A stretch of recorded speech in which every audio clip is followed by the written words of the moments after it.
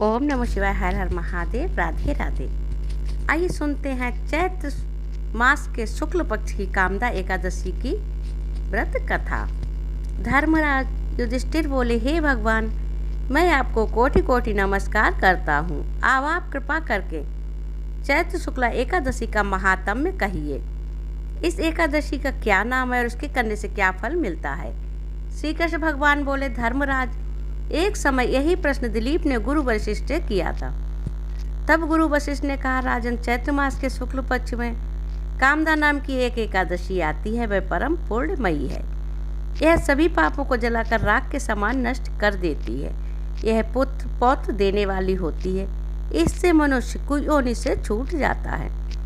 अब मैं इसकी कथा कहता हूँ, तो ध्यान पूर्वक सुनिए। आइए सुनते हैं कथा। प्राचीन काल में रत्नपुर नामक एक सुंदर नगर था। वहाँ पर अनेक ऐश्वर्य से युक्त पुंडरीक नाम का एक नाग राज्य करता था। रत्नपुर नगर में अनेक अप्सराएं, किन्नर तथा गंधर्वी निवास करते थे। उनमें ललिता नामक अप्सरा और ललित नामक गंधर्व भी रहते थे। वे दोनों पति पत्नी के रूप में रहते थे। उन दोनों में अत्यंत प्रेम था। अलग हो जाने पर बहुत ज़्यादा व्याकुल हो जाते थे। एक समय पुंडरीक राज्यसभा में बैठकर गंधर्वों द्वारा गायन वादन का आनंद ले रहे थे। सभा में अन्य गंधर्वों के साथ ललित भी गान कर रहा था।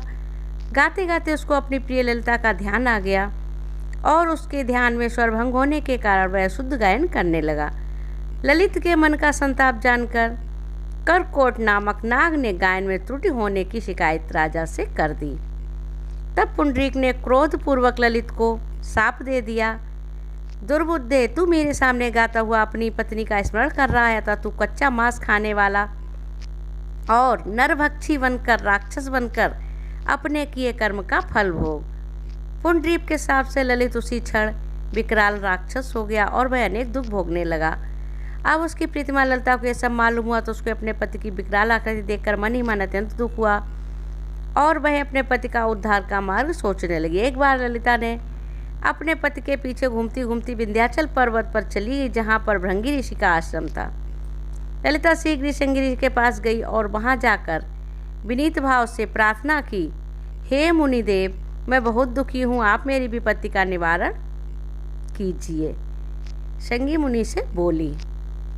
उसे देखकर श्रृंगी ऋषि बोले, हे शुभगे, तुम कौन हो और यहाँ किस लिए आई हो? ललिता बोली, हे मुनिश्रेष्ठ, मेरा नाम ललिता है। मेरे स्वामी राजा पुंडरीक के श्राप से विशालकाय राक्षस हो गए हैं। उनके उद्धार का कोई उपाय बताइए।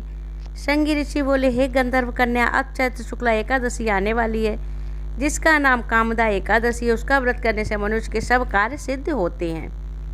तू कामदा एकादशी का व्रत करके उसके पुण्य का फल अपने पति को अर्पित कर दे, तो वह शीघ्र ही राक्षस योनि से मुक्त हो जाएगा।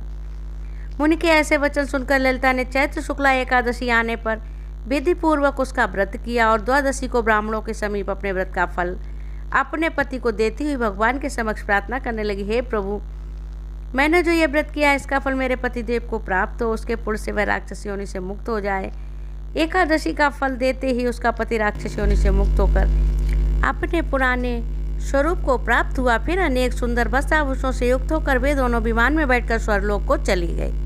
वशिष्ठ मुनि कहने लगे, हे राजन, इस व्रत को विधि पूर्वक करने से समस्त पाप नष्ट हो जाते हैं तथा राक्षस जैसी योनि भी छूट जाती है। संसार में इसके बराबर कोई और दूसरा व्रत नहीं है। इसकी कथा व महात्म पढ़ने या सुनने से वाजपेयी यज्ञ का फल प्राप्त होता है। फलाहार, इस दिन लोगों का सागार लेना चाहिए। लोगों अर्थात औगा का फल, दूध, दही, फल आदि ले सकते हैं। बोलिए एकादशी मैया की जय।